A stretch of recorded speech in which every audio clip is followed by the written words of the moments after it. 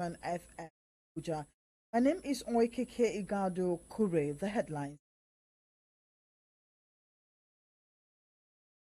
President Muhammadu Buhari condemns Adamawa attack. Death roll rises to 50.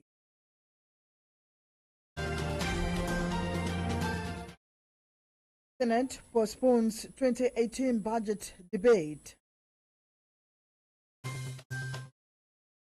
On the foreign scene, President Robert Mugabe of Zimbabwe resigns. Sports. FIFA bans 3 ex-football officials for life. Details of this and more in a moment. Please stay with us.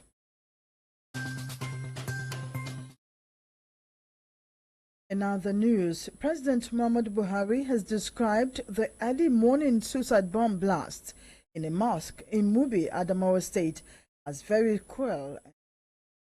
In a statement by his senior special assistant on media and publicity, Garba Shehu, the president assured that his government will do everything required to shield the state from the deadly Boko Haram. The president enjoined the people in the northeast to be more vigilant, report suspicious persons to security agencies in order to avert further attacks on soft targets by the terrorist group. Similarly, President Muhammadu Buhari has directed the Inspector General of Police, Ibrahim Idris, to deploy more police personnel to prevent further attacks by armed bandits in Zamfara State. The directives followed recently cruel destruction carried out by unknown gunmen in communities in Kafi and Baradun local government areas of that state. President Muhammadu Buhari has turned down 2 bills forwarded to him by the National Assembly. The president, in 2 separate letters to the Senate today, said that he declined to give his assent to the bills because of certain words and phrases used in the document. The bills that were rejected by the president are the University of Wukari Establishment Bill 2017, Chartered Institute of Treasury Management Establishment Bill 2017. Meanwhile, the Senate has rescheduled its planned deliberations on the proposed 2018 budget submitted by President Muhammadu Buhari. Senate President Bukola Saraki announced on Tuesday that the discussions will now start on November 28. Saraki said the postponement is due to the delay in the passage of the 2018-2020 Medium-Term Expenditure Framework, MTEF, and distribution of budget documents. The Senate had on November 16 announced that the consideration will hold on Wednesday and Thursday this week. In another development, Deputy Speaker of the House of Representatives Yusuf Larson on Tuesday said members would commence debate on the general principles of the 2018 appropriation bill of 8.6 trillion naira from November 28. Larson, while announcing the date during plenary session today, said the date would be concluded November 30. The Deputy Speaker urged lawmakers to ensure they get copies of the 2018 budget proposal presented by President Muhammadu Buhari to the joint session of the National Assembly. The alleged plan by the Nigerian Defense Academy to stop admission of female combatant has not stopped generating reactions. A newspaper had reported that the military was set to end the program due to certain pressures. Those who spoke on the issue with our correspondents said this is a gender-based discrimination. A woman as a helpmeet in families are the breadwinners of the family these days. Now trying to, I don't support it. As far as I'm concerned, what a man can do, a woman can also do. But there are limits. If a woman is being recruited in the army, naval force, defense, or any of the paramilitary, I believe that there are limits to which you can tell a woman to do. For instance, the training, you tell them this is where they can go. Let the men go further. The law of NDA give room for recruitment of combatant soldiers. If it is yes, then they are wrong. But if it is no, then they are right. And at the same time, they did not give us the reason that maybe they don't want to produce robots, women robots, and maybe it doesn't favor women, because since then I've not seen any woman that come out and say what they did is wrong. Every one of us know what it is to have a combatant as a wife, so I will not say what that is. The federal government allowed this ever they have.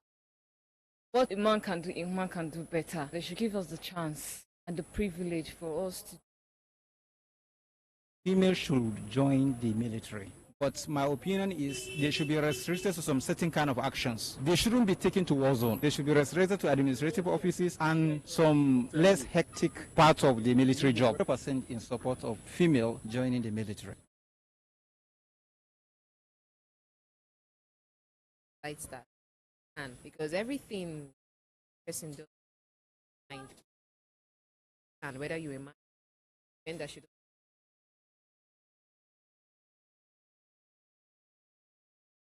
Director of Defense Information, Major General John Enanche, has however said the provision in the terms and conditions of service for female officers in the Nigerian military that they're eligible for all the types of commission that are grantable to their male counterparts, and that this has not changed. An estimated 2.5 million Nigerian children under the age of 5 suffer from severe acute every year. According to UNICEF, malnutrition is an extremely dangerous condition that makes 9 times more likely to die from common childhood diseases such as diarrhea, pneumonia, and malaria. In this interview, Nigerians called for a concerted effort to the ugly trend. The child will not develop mentally. There will be retardation in his or her mental development. Physical development is also there, because if you see a child of 2, 3, 4, 5 years who is well fed, you can appreciate that child's growth. When you see the child, you want the child to be close to you. But for a child that is malnourished, it's like you wouldn't want to do anything with that kind of child. And a child that is not well fed will also be susceptible to all kinds of illnesses, particularly contagious diseases. Malnourishment then can do so many things. If a child is not well fed, not be able to sleep very well. Before you know, you'll be disturbing you in the night. You know that something is actually disturbing the child. The child cannot develop very well. Mental development, physical development, it will affect the child in terms of development. A child that is not well fed is prone to sickness. What we should do as Nigerians, mothers, as fathers, as teachers, as doctors, is to create awareness among parents on the dangers of allowing their children to get to that stage of nourishment. Steps to prevent children becoming malnourished include supporting and encouraging mothers to breastfeed their babies exclusively for the first 6 months of life, as well as educating families about the correct feeding practices for older babies and children, among other things. The practice of keeping babies on the lap or keeping them in the front seat while driving has become very common in Nigeria. Fortunately, Human Rights Radio Abuja was on the road today to find out why this practice has continued despite the dangers associated with the act. It as a fashion, keeping their baby in front of the seat of the car, in spite the warning that the airbag is very dangerous for baby under 12. If anything happen, the airbag explode, it can kill a baby. And apart from that, the rules. There's no way a baby can use seat belt. Baby underage will use seat belt. If you use seat belt, any hitches, it will fling the baby out of the car. So there are a lot of hazards attached to it. But we Nigerians, we only believe I love my baby. Therefore, let my baby sit in the front with me. Let you see what is happening. I will appeal to law enforcement agents to enlighten the parents on the hazards. Sometimes I see kids in the car, they're standing up, which you know that once you match brake, baby can fall off. A mother was carrying a child, answering phone. Immediately she match brake, the baby flew up from the car. And I know some of us travel abroad. You can't even put a child in the front of the car. The child must be at the back. And even at that back, the child must be in a car seat. You have to consider the safety of your child. If you look at a child in a front seat, how do you expect that child to fasten his seatbelt just as you are, which Very bad. Some people feel that without them putting their child in a front seat, that means they don't show love to that child, which is very, very wrong. When you put your child at the back, it's very safe. It's unfortunate that we don't comply. We have a car. There are rules and regulations in the car. It is written in the manual. It's written in front of the car. But we always enjoy to deviate from the norms. These are our wives. They will be answering call while your babies are in the car. Several accidents have happened like that. We'll take a short break now, but don't go away. Please stay with us. We'll be right back. Your right, my right, our right. Everybody's right is protected. Human Rights Radio 101.1, redefining broadcasting. Welcome back. And on the foreign scene, Zimbabwean President Robert Mugabe has resigned from his position. In a letter, Mugabe says he had resigned voluntarily and wished to ensure a smooth transfer of power. The 93-year-old was given a deadline to step down by lawmakers, but the deadline passed without his doing so. This led to an impeachment hearing against him, but was stopped when news of his resignation broke. Mugabe was the president of Zimbabwe since 1987 and has been described as a dynamic dictator by critics. Widespread allegations of election rigging. And in sports, ethic watchdogs have banned 3 former football officials for life as part of efforts to address widespread corruption in the sport. The latest officials to be hit by FIFA bans are Richard Lai, the former Guam Football Association president and a former member of the FIFA Audit and Compliance Committee. All 3 men had pleaded guilty in the United States to separate federal charges ranging from wire fraud to... That's the news this hour, but we'd like to remind you that President Muhammadu Buhari has condemned Adamo attack as death toll rises to 50.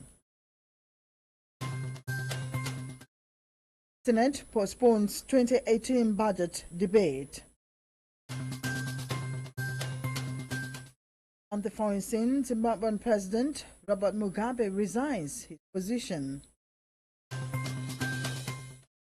In sports, FIFA bans 3 ex-football officials for life. That's the news, but you can continue to follow us on our social media handle. Facebook is Human Rights Radio 101.1 FM. You can also tweet at us at HRights Radio. My name is Oikeke Igado Kure, and I thank you for listening.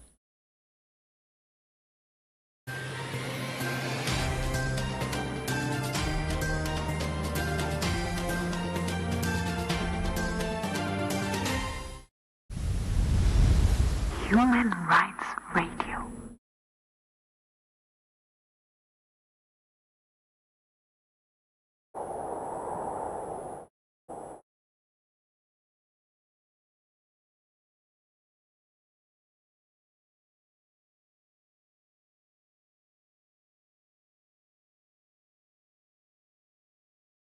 الله أكبر الله أكبر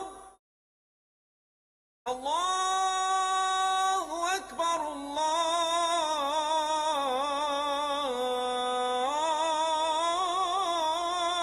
أكبر